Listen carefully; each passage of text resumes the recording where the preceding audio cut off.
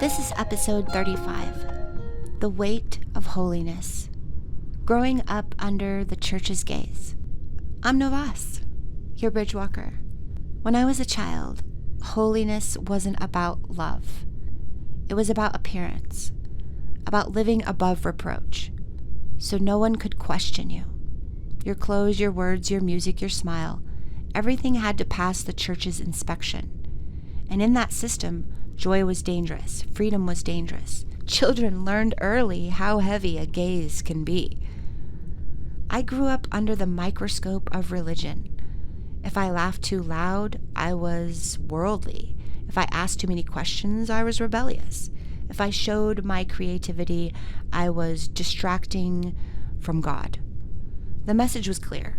Don't be yourself. Be the vision of yourself that the church can control. My family carried this burden too.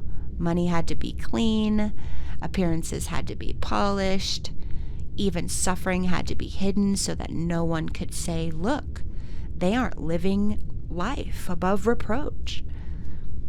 But what does that kind of pressure do to a child? It breaks them into silence. It teaches them that love is conditional, that God's acceptance is a performance. The most damaging part wasn't just the rules, it was the mask, the idea that holiness was something you wore in public, while behind closed doors, families were drowning.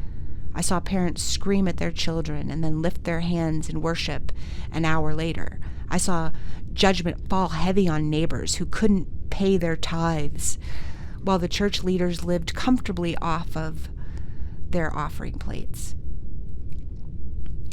And as a child, I thought, if this is God, why does he look so much like hypocrisy? It took me years for me to realize the gaze of the church was never the gaze of God. The judgment I felt was never holy. It was human control dressed up in sacred words. And when I finally stepped out from under that spotlight, I discovered a different kind of holiness, the kind that lives inside of me, not in the approval of others. The weight of holiness became light because it was never about rules. It was about love. So if you've grown up under the gaze of religion and you still feel its weight, let me tell you, you were never meant to perform for love. You are love, and that's the only holiness that matters.